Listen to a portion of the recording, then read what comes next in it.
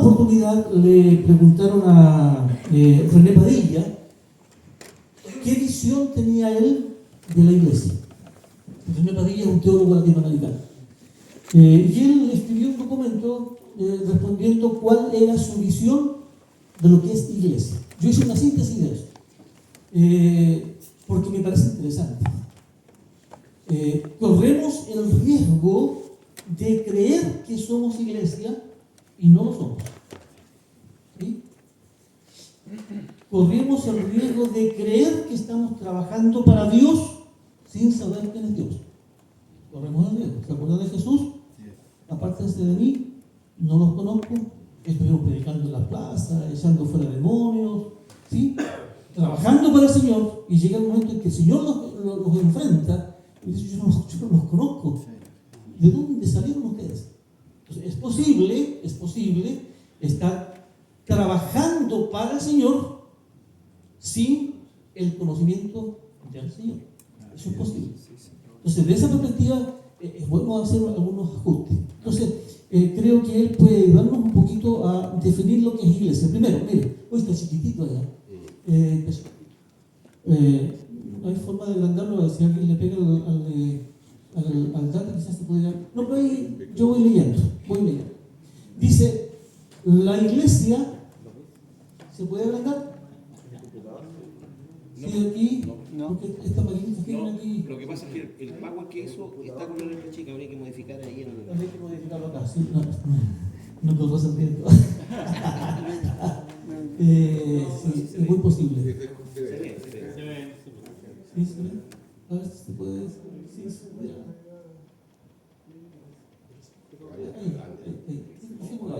Ya está. Muchas gracias, hermano. Muchas gracias por bajar de las alturas para venir ayudando. Miren lo que dice Padilla. Dice: la iglesia es la comunidad. Eso es lo primero. ¿Sí? La iglesia es comunidad. Es gente que vive en común unidad. Y somos una comunidad. Somos una comunidad. Donde el pastor tiene su rol y donde el portero tiene suyo. A mí me gusta el tema horizontal, no la vertical. No donde aparece un hombre ahí arriba, clérigo, que manda hacia abajo. No, somos comunidad, donde cada uno cumple su función, tratando de responder al Señor de la mejor forma. Así que él dice: la iglesia es la comunidad que confiesa a Jesucristo. Confiesa a Jesucristo. Y le confiesa como Señor de todo y de todos. Pero aquí viene la clave. Y vive a la luz de esa confesión. ¿Sí? Una cosa es decir: Jesús es el Señor. Y otra cosa es decir: Jesús es mi Señor. O sea, yo estoy declarando su señorío en mi vida porque estoy dispuesto a hacer lo que Él me dice que debo hacer. ¿Sí? Entonces, ahí hay cosas muy interesantes para pensar en lo que es ser iglesia. Ser iglesia es vivir en comunidad. Ser iglesia es vivir en una comunidad que confiesa a Jesucristo, lo confiesa como Señor de todo y de todos, y vive esa comunidad a la luz de esa confesión. Jesús es el Señor y nosotros como iglesia le reconocemos como tal. Eso significa que lo que hacemos como iglesia, lo respondemos frente al Señor y estamos dispuestos como iglesia a hacer lo que el Señor dice. No hay que desconectarse del Señor. ¿Sí? Ahí, cuando se hacen programitas a nivel de iglesia, cuando se hacen los programas anuales, los programas mensuales, hay que preguntarle al Señor. Al Señor. Amén. ¿Qué es lo que quiere? Para nosotros como iglesia. ¿Sí? Porque podríamos estar pidiendo la bendición de Dios sobre programas que no son de Él. ¿Sí? Que no son de Él. Y sigue diciendo Padilla: la iglesia no es la suma de individuos. O sea, no es un miembro más un miembro más un miembro más un miembro. Eso no es iglesia. Si la iglesia tiene 50 miembros, ¿qué le importa a Dios eso? Como alguien dijo por ahí, Dios no cuenta miembros, Dios cuenta hijos. Así que si yo considero que la iglesia es una lista de miembros de 1 más 1, este hermano, y yo estoy de acuerdo con él, dice, no, eso no es iglesia. O sea, la iglesia no es la suma de individuos que se vinculan unos con otros sobre la base de intereses religiosos que comparten entre sí. ¿Sí? Eso es bueno revisarlo. Es bueno revisarlo. ¿Dónde está la tensión? Somos 1 más 1 más 1 más 1 que nos reunimos para hacer actividades religiosas que compartimos entre nosotros. ¿Sí? Y puede que todo eso que nosotros estamos compartiendo como iglesia esté totalmente desconectado de los propósitos de Dios para con nuestra iglesia. Y eso significa que está desconectado de los propósitos de Dios con cada uno de nosotros, porque nosotros somos iglesia. Eso hay que revisarlo. Eso hay que revisarlo. Y sigue diciendo Padilla, desde la perspectiva del Nuevo Testamento, la iglesia ocupa un lugar central en la historia de la salvación, porque es la comunidad testigo del propósito de Dios en Jesucristo. Querido, la iglesia es la única autorizada para anunciar al mundo que Jesucristo pagó el precio de su salvación. Si la iglesia no lo hace, nadie lo va a hacer. Entonces yo tengo que preguntarme si mis actividades, mis programas están en pro del trabajo de ser iglesia, que mi comunidad sepa de Jesucristo. Sepa de Jesucristo. Estuvo en casa ayer una misionera, Gaby, que es misionera en Nepal. Y le pregunté que qué visión tenía ella después de regresar algunos años estando en Nepal, de la obra aliancista y del país. Bueno, le dijo, ¿cómo ha cambiado todo? Y ella me decía, una de las cosas que me dio profunda pena es cómo se ha ido agotando la visión misionera en la alianza. Cómo se ha ido agotando. Y tratamos de conversar sobre cuántos misioneros hay donde Cristo no es conocido. ¿Sí? Y no son más de 5. 6. ¿Sí? Entonces, la iglesia, desde la perspectiva del Nuevo Testamento, Gran Comisión, es la institución dejada entre los hombres con la pega de comunicar a Jesucristo como Salvador. Y si la iglesia no lo hace, nadie lo va a hacer. Eso significa que si en Chile en este momento hay más o menos 13 millones de personas sin Jesús, en este momento, porque en Chile más o menos la población evangélica son del 20%. Si más o menos en Chile hay 13 millones de personas sin Cristo, mis amigos, familiares, vecinos, están sin Cristo, y si Jesús viniera ahora, 13 millones y más de 13 millones se van al infierno. Y los responsables de haber evitado eso es la iglesia. Entonces, hermano querido, hay que pensar en eso. Hay que pensar en eso. Por ahí, algunos en el Nuevo Testamento decían, ahí vienen los que tienen loca a la sociedad por el impacto del trabajo que hacen. O sea, en el tiempo de Pablo, cuando aparecían los discípulos, como que volvían locas las comunidades porque desesperadamente hablaban de Jesucristo. La iglesia de hoy, ¿cómo está? ¿Sí? Ahí está el tema. Desde la perspectiva del Nuevo Testamento, la iglesia ocupa un lugar central en la historia de la salvación, porque es la comunidad testigo del poder de Jesucristo. Y miren, tienen dos frases más interesantes. La primera, la vida y misión de Jesucristo, ¿sí?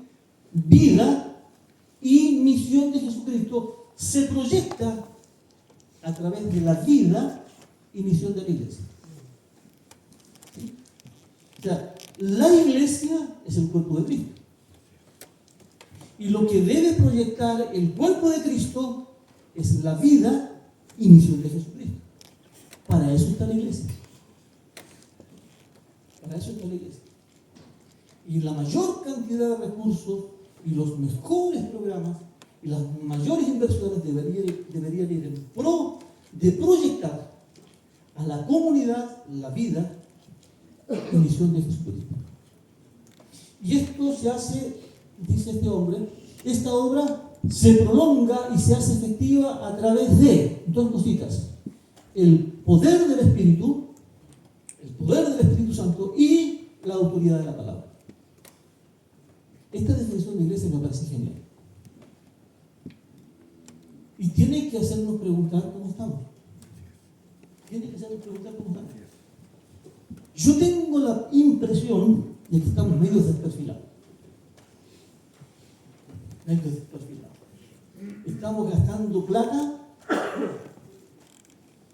energías, recursos, programas en cuestiones que no tienen que ver con el ser iglesia. Y aquí viene el encargo a los hombres, no a las mujeres. ¿Sí? No a las mujeres, a los hombres. A aquellos que hemos dejado en manos de las mujeres tareas que no hemos querido hacer. Y las están haciendo ellas. Y están asumiendo roles de autoridad. ¿Sí? Y si ellas están asumiendo roles de autoridad, es porque algo pasó con los hombres. Algo pasó con los hombres. Así es. Y hay que pensar en eso. Como hombres. ¿Sí? Como hombres. Así que dejo esa visión de iglesia desde la perspectiva de Padilla, y yo le pongo la firma y me imagino que usted también. Pero hermano, lo bueno de compartir estas cosas, yo espero, es que provoque al menos una reflexión. Al menos una reflexión. Porque ¿quién fue? El loquito Einstein. ¿Se acuerdan de Einstein? Sí, él se mandó una frase, esa frase que se manda solamente él.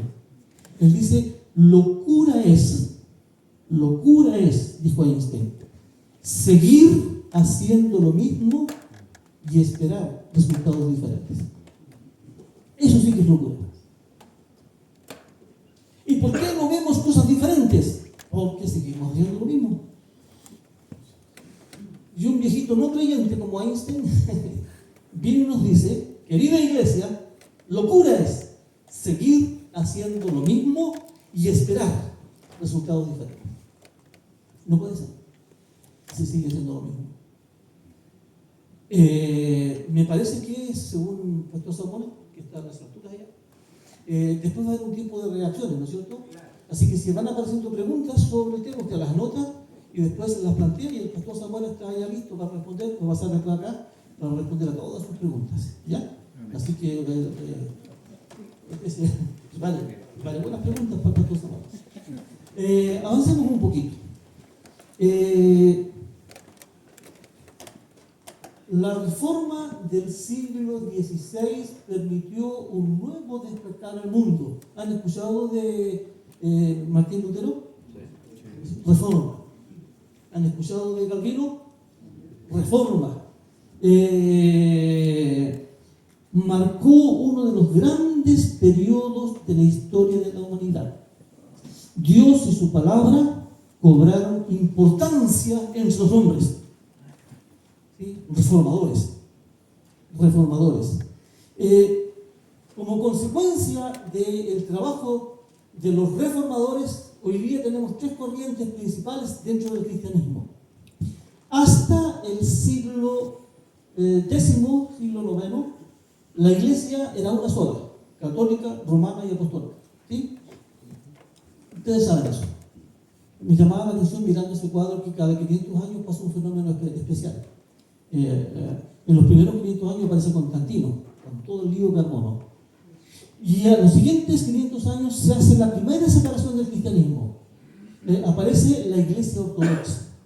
La iglesia ortodoxa, la iglesia de Oriente, se cansó del liderazgo de la iglesia. Hasta esa fecha. Se cansó de la forma en que llevaban adelante el ser iglesia. No estamos de acuerdo con ustedes llevan la iglesia. la inmoralidad, el sentido de autoridad. No estamos de acuerdo, dijeron los hermanos de Oriente, y los hermanos de Oriente se separaron. ¿Sí? Siglo X, se separan. Entonces, desde el X por adelante, habían dos corrientes del cristianismo. Por el lado de Oriente, los ortodoxos; por el lado de Occidente, los católicos romanos. Y llega en 1517 y hubieron hombres que dijeron que estamos cansados de cómo está esta cuestión. La Biblia encadenada la Biblia encadenada en las bibliotecas, el liderazgo inmoral. Estamos cansados de todos. Y entonces se separan. Y hoy está la Iglesia Católica Romana Apostólica, centro en Roma, Occidente; está la Iglesia Católica Evangélica Protestante, que somos nosotros; y está la Iglesia Católica Ortodoxa, que son los que están principalmente en Rusia. O sea, como consecuencia de la Reforma, hoy tenemos tres corrientes de cristianismo: Oriente, Occidente, nosotros los evangélicos. ¿Sí? Note esto. Toda la ¿cómo diríamos? De lo que nos hemos nutrido, de lo que hemos nutrido doctrinalmente, litúrgicamente, todo viene de ese tiempo en que la Iglesia Católica Romana era una sola. Por ejemplo, ¿qué cree usted sobre la Trinidad? Sobre la doctrina de la Trinidad se discutió en aquel tiempo y las definiciones se tomaron en ese tiempo. Sobre la deidad de Jesucristo se tomaron en ese tiempo. Sobre la deidad del Espíritu Santo se tomaron en ese tiempo. ¿Sí? Entonces, cuando uno dice Iglesia Católica Romana, no, cuidado, que en ese tiempo se fijaron varias de las doctrinas que hoy día nosotros abrazamos, pero como santas y bíblicas. Y no estamos diciendo que no sean santas y bíblicas, pero se gestaron en ese tiempo. Somos fruto de aquello. San Agustín y todo lo más santo.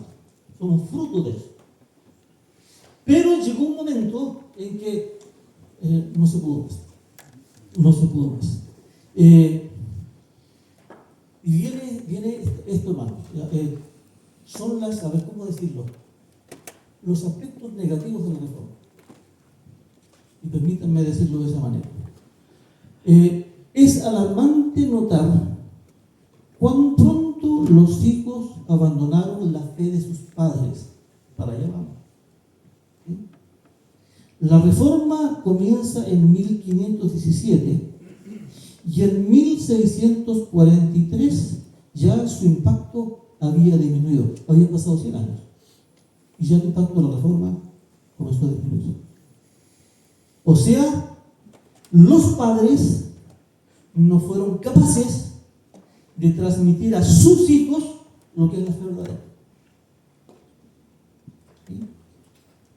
Los hijos se apartaron de la fe. Algo pasó en la casa, a tal punto que lo que se luchó en reforma y lo que se abrazó en reforma, dentro de poquito tiempo se comenzó a perder.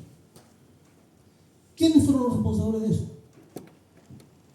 Evidentemente, algo pasó en la casa. Algo pasó con el papá, algo pasó con la mamá. Y se lo ilustro de esta manera. Comienza el modernismo. El modernismo era una expectativa de vida, ¿no? Todo se va a arreglar. Y aparecen los ismos. Uno es el empirismo, nombres raros, pero muchas veces tienen que ver con nuestras costumbres. Por ejemplo, ¿qué dice el empirismo? Dice: todo conocimiento humano se limita a lo conocido por nuestros sentidos. ¿Sí? Si tú me das la mano, puedo sentir la presencia del Señor. ¿Sí? O sea, si tú me tocas, ¿sí? Me tocas. Los sentidos. Ahora, ¿a quién se le ocurrió esa idea? Ahí hay un nombre, nombres difíciles. John Locke. Otro nombre, también difícil, yo tengo que usar lentes porque está George Berkeley. Está otro nombre, David Hume. Está otro nombre, George Hegel. Todos nombres difíciles, pero ¿saben qué tienen en común? Todos eran lugares cristianos. Todos eran lugares cristianos. Que salieron después de la reforma, con otras ideas. O sea, lo importante no es la palabra, lo importante es lo que percibimos con los sentidos. Lo que yo veo, lo que yo huelo, lo que yo toco, eso es verdad. Lo demás no. Y los sentidos cobran razón. Y aparece otro ismo, el racionalismo. La razón por sobre la revelación. Y hay otros nombres difíciles ahí. Está Descartes, René Descartes, que era católico. Está Gottfried Leibniz, que era luterano. Está Emmanuel Kant, que era luterano. Y está Baruch Spinoza, que era judío. Todos ellos de corriente protestante. Después de la Reforma, tienen libertad para pensar. Y como tienen libertad para pensar, llegan a la conclusión que lo importante no es la revelación, sino la razón. ¿Sí? Y otros nombres más, el deísmo. ¿Qué es lo que es el deísmo? Dios creó todo, pero se puede descansar. O sea, es el Dios ausente. ¿He escuchado de repente a los evangélicos cuando dicen, yo oro y parece que Dios no me escucha? Eso es deísmo. El Dios ausente. El Dios ausente. El Dios que no me escucha. El Dios que parece que no está interesado. ¿Y quiénes eran estos hombres? Está Voltaire, era católico, miren lo que dijo él. Dijo, él fue educado entre los jesuitas. Él dijo, si Dios no existiera, tendríamos que inventarlo. ¿Sí? Una frasecita como esa. Jean-Jacques Rousseau, escritor suizo, criado por un tío que era pastor evangélico. Y Emmanuel Kant, su abuelo, era pastor luterano. Todos ellos, después de la Reforma, algunos ponen el acento en los sentidos, otros ponen el acento en la razón, y otros hablan del Dios ausente, el Dios que nos interesa en nosotros. ¿De dónde salieron esas ideas? De los hijos de los evangélicos, de los hijos de los protestantes, de los hijos de los jesuitas, de los hijos cristianos. ¿Qué pasó en la casa? ¿Qué pasó con los hombres en la casa? Y su responsabilidad de llevar a sus hijos al conocimiento de la verdad.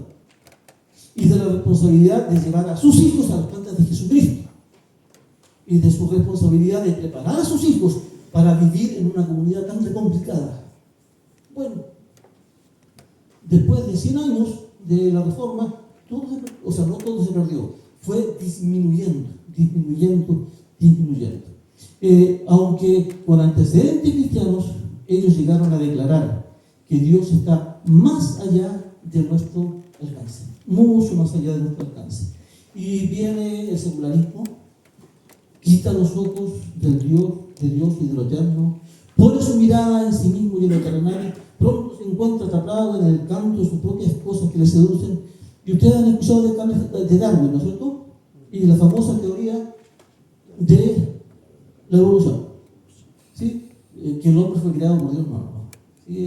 El hombre es un accidente de la naturaleza, y sí, Darwin. Le pone un elemento más a la cosa. Hay otro hombre, Sigmund Freud. Y Sigmund Freud dice, el problema del hombre no es que Dios exista o no exista, el problema del hombre es el subconsciente. El hombre es malo adentro. ¿Y sabe lo que decía Freud? Mire, ojo con eso. Freud decía, si yo tengo un problema, voy a ponerme evangélico. Si yo tengo un problema, voy a orar. Y cuando oro, pongo mis ojos en Dios. ¿Sí? Y Freud decía, no lo están poniendo en Dios, están orando para adentro. Se están con una idea sanando interiormente, porque su problema es el subconsciente. Es muy interesante eso. Es muy interesante eso. Cuando tú oras, ¿qué estás haciendo? ¿Estás tratando de arreglar tu psiquis? ¿O estás realmente conectándote con Dios? Este hombre dijo, no. El problema del hombre está en su subconsciente. Ahí está. Y es muy interesante pensar. ¿Usted ha orado con los ojos abiertos? ¿Sí? Yo la primera vez que oré con los ojos abiertos fue en un viaje a Brasil, íbamos con un grupo, no sé cuántos, íbamos a una conferencia misionera de Sao Paulo. Y con anglicanos, luteranos, pentecostales, y el bus se detuvo, éramos 250, nos reunimos en Petapampa y nos guiaron a un tiempo de oración, pero con los ojos abiertos. Y sabes que me costó orar con los ojos abiertos porque yo estaba acostumbrado a orar con los ojos cerrados. Y si tú oras con los ojos abiertos, te vas a dar cuenta que la conexión que tienes es diferente. Porque cierras los ojos y comienzas a pensar en la deidad. Pero si tienes los abiertos, ¿hacia dónde conectas? ¿Sí? Entonces, Freud decía, el problema del hombre no es una deidad. El problema del hombre está en su subconsciente. Y cuando ora, lo que hace es conversar con su subconsciente. Y cuando termine de orar, queda tranquilo porque trabajó su subconsciente. Es muy interesante. Es muy interesante. O sea, ahora no necesitamos un Jesús Salvador, sino que necesitamos un psiquiatra. Y otro pensador, Nietzsche. ¿Se acuerdan de Nietzsche? Nietzsche, estamos avanzando en el tiempo. ¿Sí? Él declara la famosa frase, Dios ha muerto. Dios ha muerto. Y con Nietzsche comienza lo que se llama la posmodernidad. Se acaba la modernidad y comienza la posmodernidad. Y aparece un francés que se llama Jean-François Lyotard, que dice, se acabó el tema de la modernidad y entramos ahora en un tiempo de posmodernidad. Y la fe evangélica comienza a socavarse. Y hermano, hay una realidad muy interesante, y es esta. Dicen que el número de los evangélicos va aumentando. Pero en la influencia evangélica eso no se nota. Si se notara la influencia evangélica, la votación de los evangélicos marcaría diferencia. Solo el hecho de votar, y no estoy inclinándome para un lado, ¿sí? Solamente el evangélico que tiene su confianza en Dios, cuando llega el momento de emitir su voto, se notaría la diferencia. Eso es tener influencia.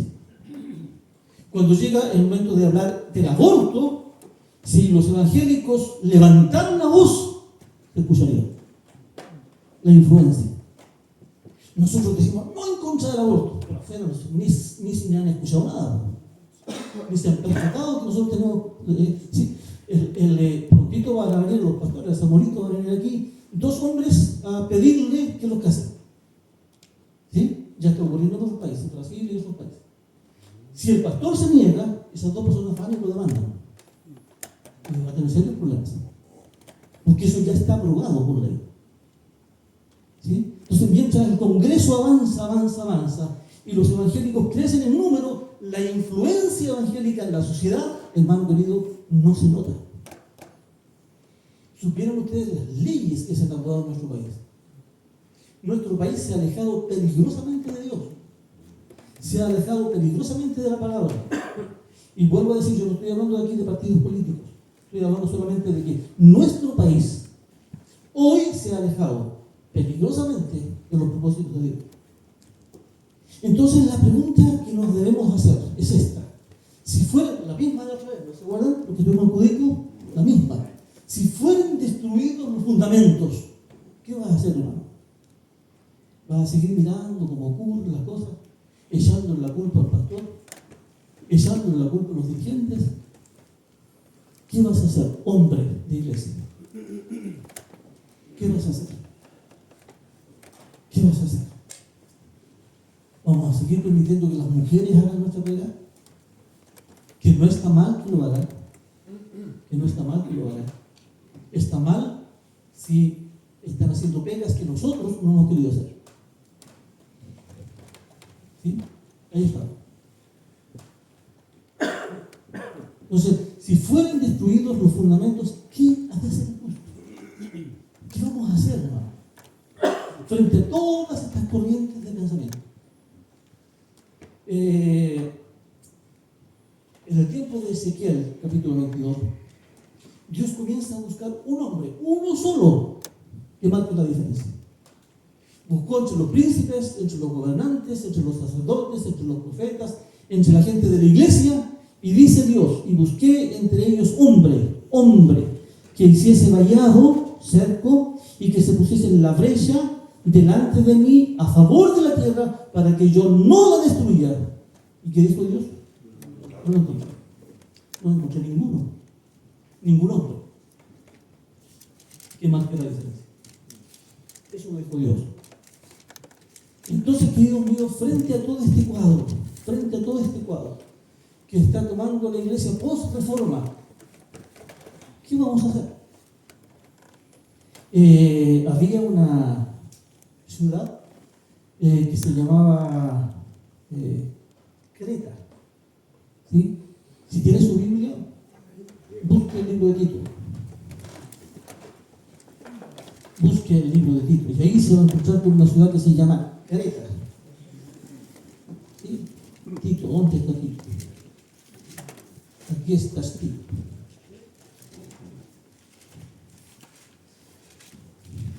¿Sí? Tito.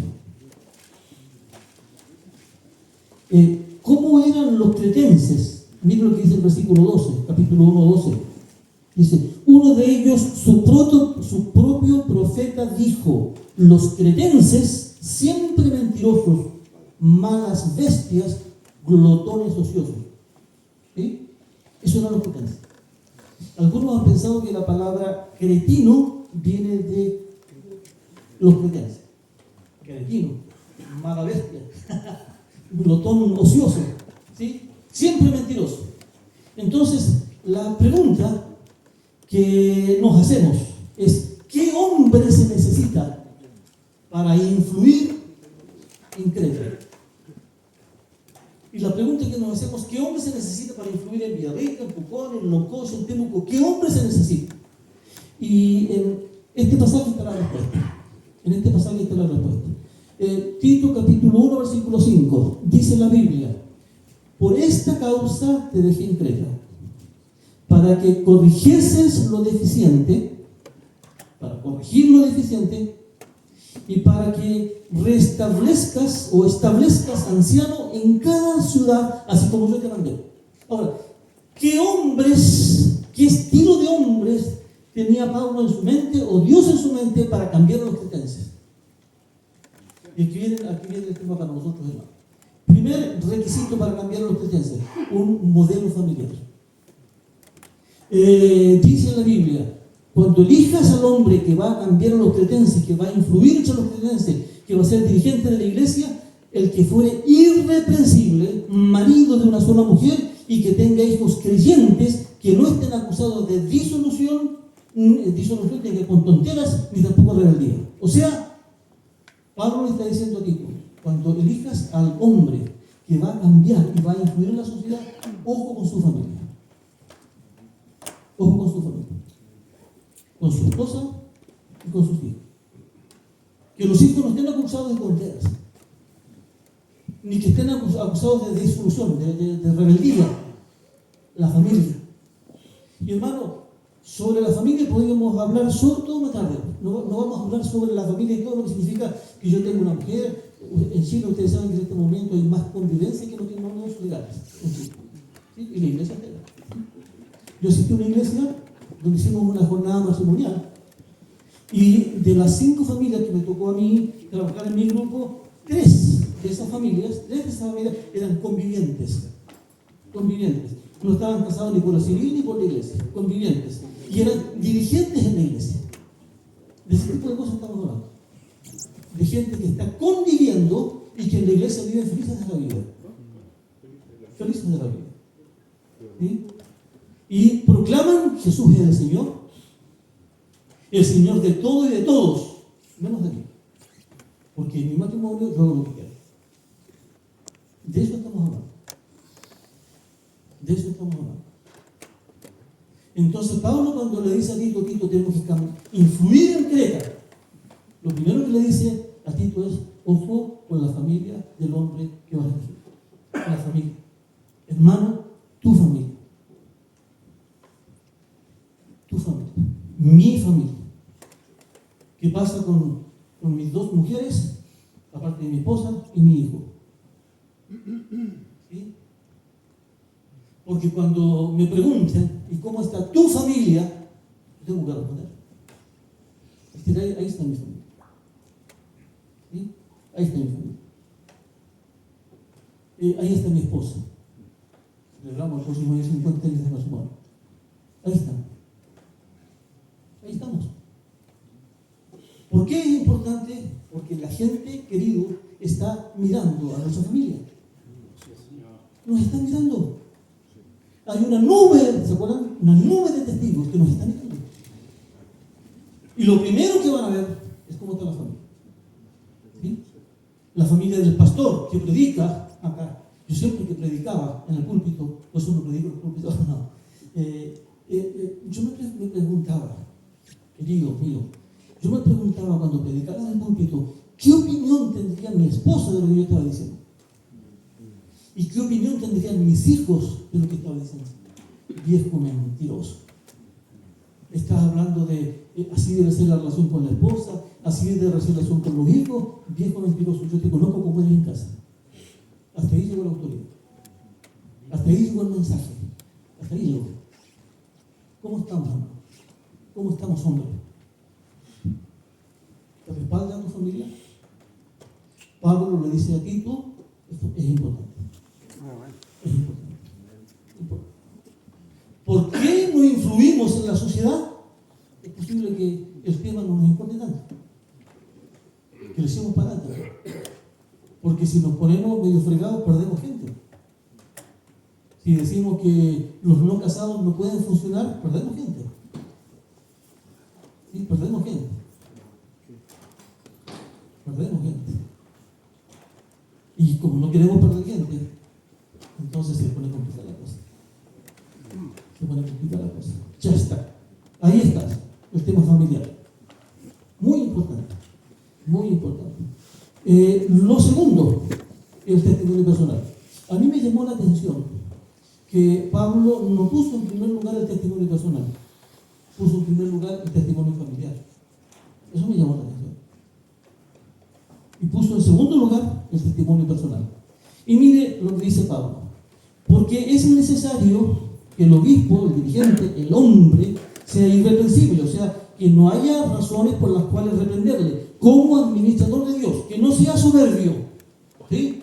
Que no sea soberbio, que no sea iracundo, mañoso, que no sea dado al vino, que no sea pendenciero, peleador, que anda por aquí y por allá peleando, que no sea codicioso de ganancias deshonestas.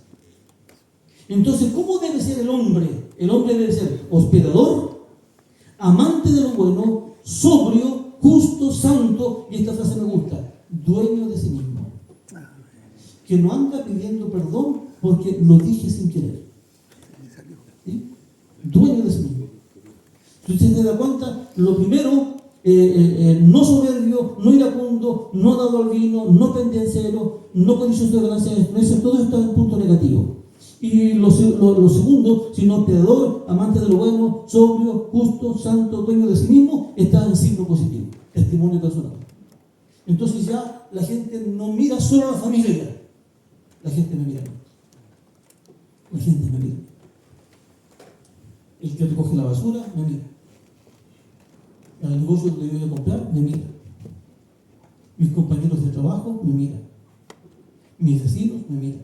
Me están mirando cómo vive un evangelio, cómo habla un evangelio, con quién se junta un evangelio, qué hace en su casa un evangelio, cómo es ser evangelio. Nos están mirando.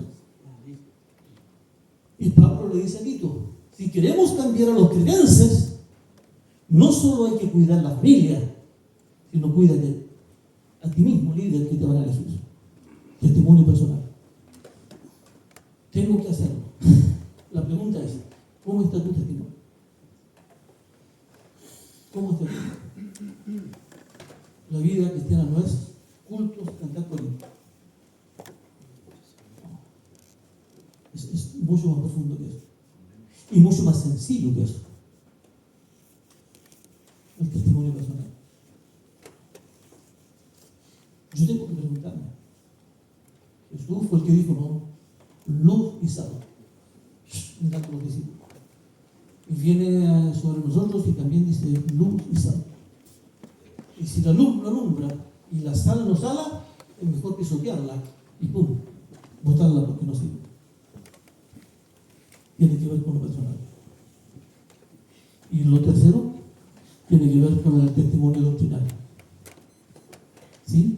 Hoy supiera usted cómo aparecen nuevas cuestiones.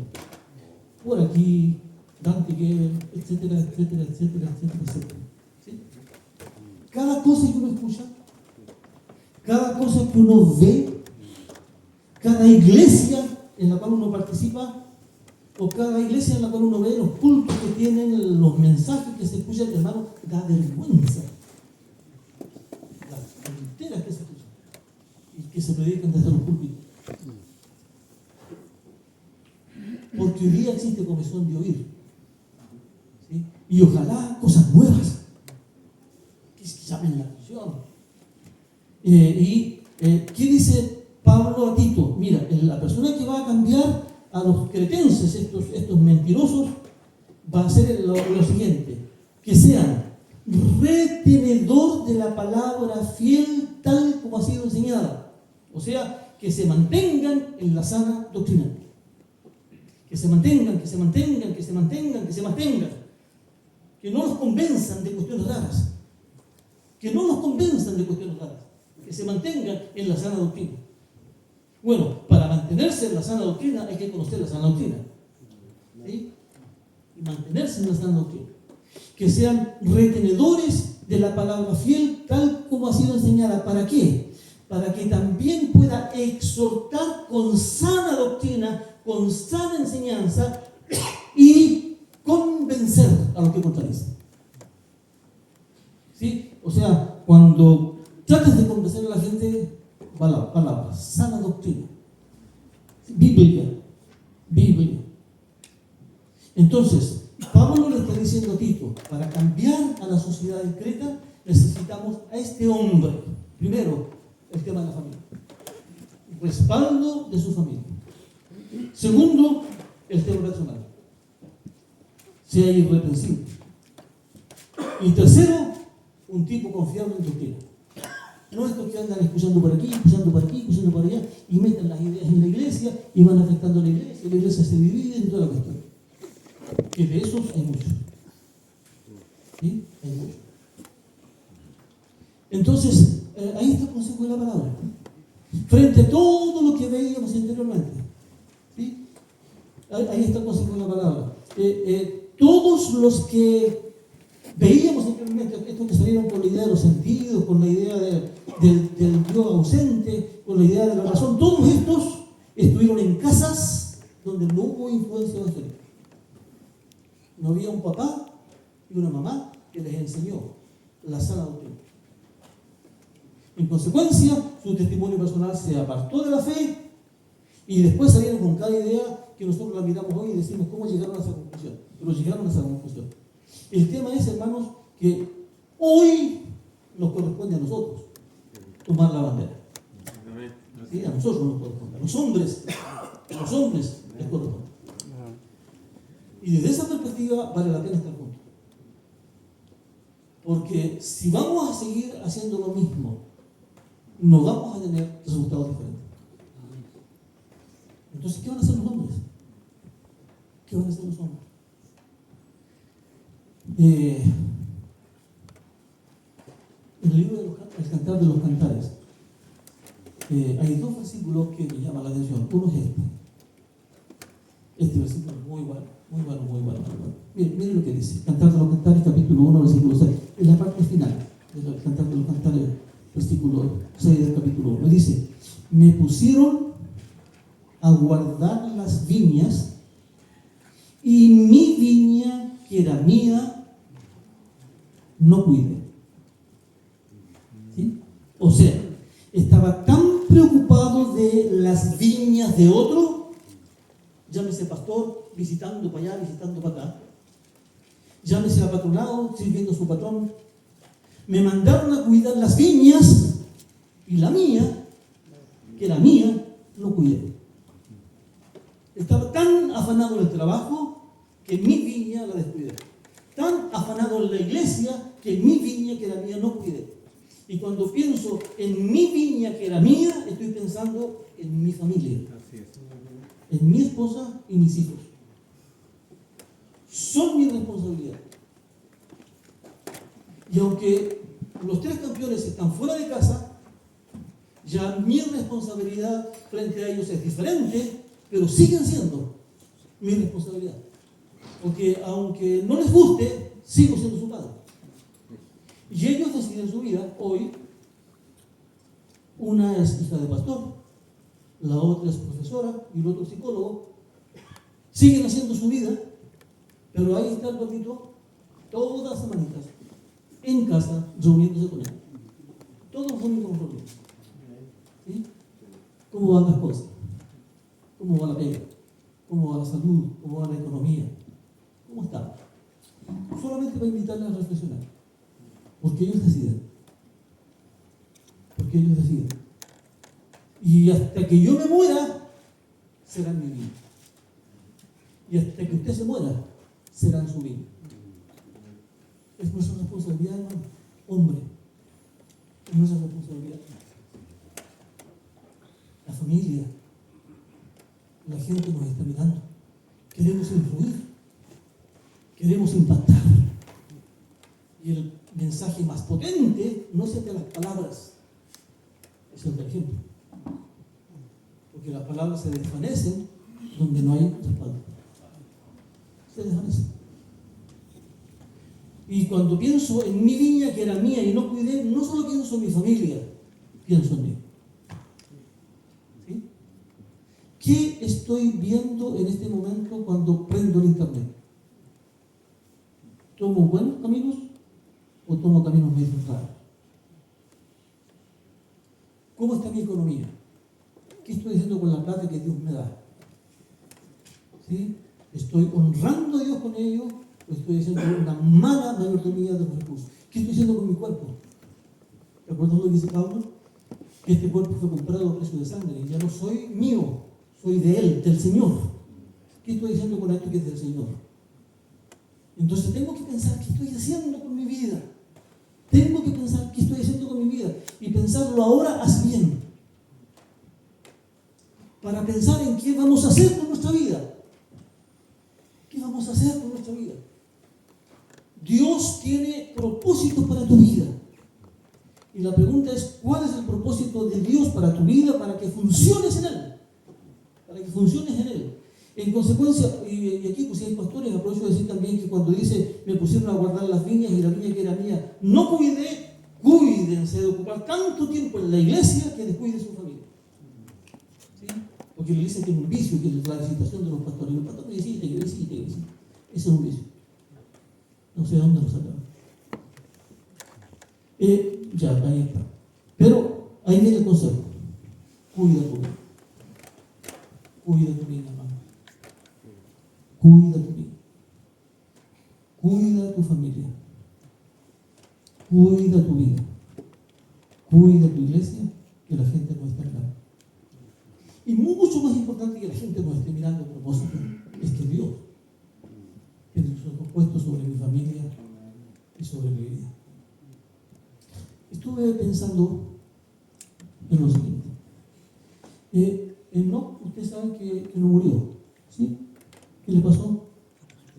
¿Se fue de besito o así? Entonces yo me pregunté, ¿qué encontró Dios de especial en ese paisano? ¿Qué tenía de especial? Y tenía dos cosas tan sencillas. ¿Sí? La primera, estamos hablando de Génesis capítulo 5, 6.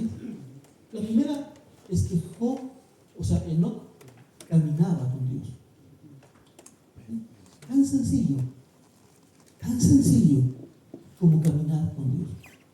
O sea, donde yo voy, estoy consciente de que Dios va conmigo. Y estoy consciente que Dios va conmigo. Y eso significa que estoy consciente que Dios va conmigo. O sea, Él va a ver lo que yo hago, Él va a escuchar lo que yo digo, Él va a saber lo que estoy haciendo. Voy con Dios. Entonces, cuando Dios ve a Enoc, ve a un hombre que caminaba con Dios. Caminaba con Dios, caminaba con Dios. Y la Septuaginta traduce esa frasecita, está eso en el capítulo, en el versículo 16 de Judas. Dice que Enoc agradaba a Dios. Agradaba a Dios. O sea, el Antiguo Testamento dice que Enoc caminaba con Dios. El Nuevo Testamento dice que Enoc agradaba a Dios. Son esas dos cositas que hacen de Enoc. ¿Sí? Entonces, la pregunta es, Señor, tan sencillo como la vida de Enoc. ¿Estoy caminando contigo? ¿Estoy haciendo las cosas que te agradan? Voy a decir algo que espero que se entienda. ¿Cómo Dios tenía un trato tan especial con un adúltero como David? Con un asesino como David. Como un mentiroso como Abraham. Como un desobediente como Moisés. ¿Cómo Dios tenía con ellos tan especiales?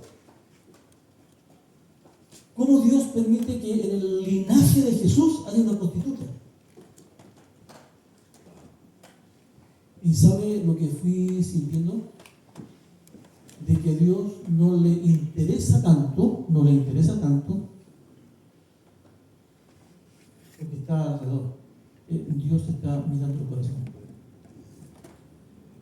Porque eso yo lo encontré espectacular cuando me llegó así. Dios mira tu corazón. ¿Sí?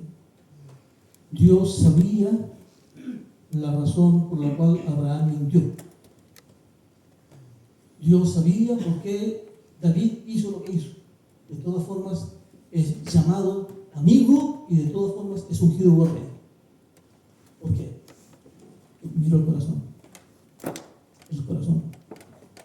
Y muchas veces, lo que opina la gente sobre nosotros es diferente a lo que Dios ve en el corazón. E impórtate mucho más lo que Dios ve en tu corazón que lo que dice la gente. Entonces la pregunta es, independientemente de lo que diga la gente, ¿qué es lo que dice Dios de ti? ¿Caminas con Él? ¿Lo que estás haciendo le agrada a Él? Yo estrené este mensaje con mi esposa el día del almuerzo. Y le dije, querida mía, porque vivimos los dos solitos, mientras almorzábamos, le dije, las cosas que estamos haciendo de día y de noche, ¿tú piensas que agradan a Dios? La mayordomía que hacemos del tiempo, la mayordomía que hacemos del dinero, la plata, la mayordomía que hacemos de los contactos con los vecinos, ¿tú piensas que estamos viviendo de tal forma que agrada a Dios? Estamos pensando en eso. Y Enoc fue traspuesto por eso, porque Dios lo miró y se agradó de él, porque andaba con él. Eso es tan sencillo, ¿no? Tan sencillo como preguntarme, ¿estoy caminando con Dios? ¿Estoy agradando a Dios? Es tan sencillo porque hay gente que se pierde las rodillas en oración y ayuno preguntándole a Dios, ¿cuál será tu voluntad para mí? Así es tan sencillo. Vive con Dios y que tu corazón le agrade. Tan sencillo como eso. Y si quieres saber qué significa agradar a Dios, aquí está todo lo que agrada a Dios. Todo lo que agrada a Dios. Así que no hay por qué estar jugando tanto tiempo. ¿Sí? Este es el otro versículo que han cantado a cantar, ya que por terminar, hermano. Este versículo me parece también genial, en Cantar los Cantares. Dice, cazadnos las zorras pequeñas que echan a perder las viñas, porque nuestras viñas están en ciernes. O sea, las viñas están en ciernes. Ciernes significa que están preparadas para dar el racimo con fruta. Vienen las zorras, ¿de qué tamaño? Las pequeñitas. Y se comen la cierne. Y al comerse la cierne, no hay fruto. ¿Sí? No hay fruto. Y el consejo de Dios es cazarnos las zorras pequeñas. ¿Qué quiere decir esto? Bueno, yo sé que aquí hay pastores que pueden sacar múltiples Deducciones de esto, esta cuenta. Cuidado con los pequeños pecados. No estoy hablando de grandes demonios, del adúltero, del asesino, del ladrón, del homicida. No, estoy hablando de los pequeños pecados. De las zorras pequeñas que se comen las vides cuando están inciertas. Los pequeños pecados. Y permíteme decir que de los pequeños pecados que están en mí y que están en ti, hay 3 personas que lo saben. Lo sabe Dios, lo sabes tú, y lo más fregado es que lo sabe Satanás. Y sabes, Satanás no tiene ni un apuro en destruir tu vida. Él puede comenzar a los 20 años y terminar a los 70. No tiene ni un apuro. Ni un apuro. Ni un apuro. Mi pastor jefe. Mi pastor jefe. Un día me llama, ven para acá, paisano. Yo veo que tú tienes una iglesia y me preocupa la actitud que tienes con las niñas en la iglesia. Yo casi me. Yo lo escuché, era mi pastor jefe, estaba recién comenzando. Me fui para la casa, le conté a mi esposa, fíjate que para eso me llamó el pastor jefe. Pasa el tiempo y el problema que él veía en mí no era mío, era de él. En psicología se llama proyección. ¿Sí? Él veía en mí lo que estaba haciendo. Él tenía problemas con las hijas. Él sentaba sobre sus rodillas amorosamente a las niñitas de la escuela dominicana. Muy dulce y muy tierno. Muy dulce y muy tierno.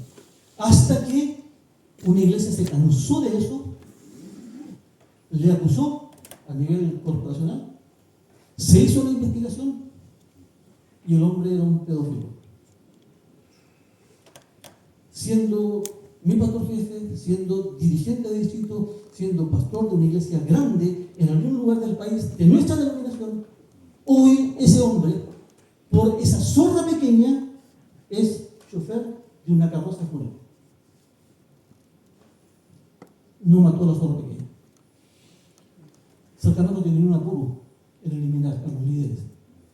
No tiene ni un apuro en eliminar a los hombres, ni un apuro. Él puede conversar con un pequeño visito. Zorrito que se va comiendo las uvas con cierne y no da fruto, y te preguntas, ¿por qué yo no doy fruto? Las zorras pequeñas. Que Dios la sabe, que tú la sabes, y que Satanás la sabe, y él, permítame, no sé si tengo aquí no, pero pensemos que este es un tronco de eucaliptus.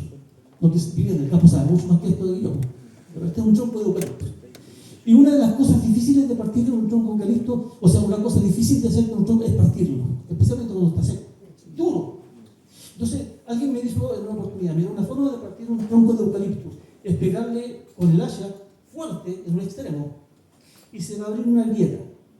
En esa grieta que se abrió, tú pones una estaca y la golpeas y se sigue abriendo la grieta y la golpeas y se sigue abriendo la grieta y la golpeas y se sigue abriendo la grieta y la golpeas, porque al final estaca en las grietas, al final el tronco se va a romper.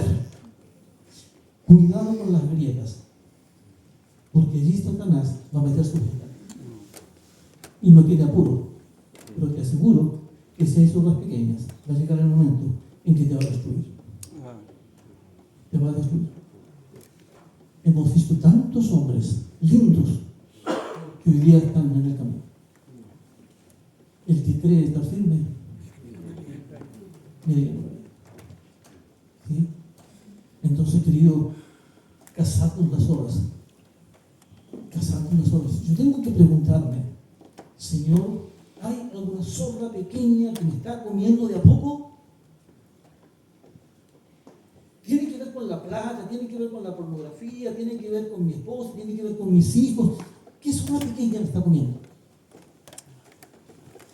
Porque tengo que descubrirlo rápido, porque si no lo descubro, tarde o temprano, estaca en la grieta, casi estaca en la grieta, al final me va a romper. Y Satanás no tiene culpa. Lo que a él le interesa es un trato. Cazar con las zorras pequeñas que se comen las vides cuando están en ciernes. Un versículo para determinar. Señor, enséñanos de tal modo a contar nuestros días que traigamos al corazón sabiduría. O sea, Señor, yo me presento en este instante en tu presencia y al presentarme ante ti y permitirte que pongas tus ojos en mi corazón, yo quedo tranquilo, porque todo está bien, porque todo está bien. No hay zorras pequeñas, estoy caminando contigo, estoy haciendo lo que te agrada, todo está bien. Pero si no es así, es tiempo de matar a las zorras pequeñas. Queridos, que el Señor nos bendiga. Somos hombres que nos corresponde vivir este tiempo complicado, donde han aparecido tantas corrientes de pensamiento como las que analizamos. La pregunta es, frente a todo esto, ¿qué vamos a hacer? ¿Qué vamos a hacer? Dios te bendiga. Dios me bendiga. Tengamos un momentito de oración. Pónganse ustedes aquí, por favor.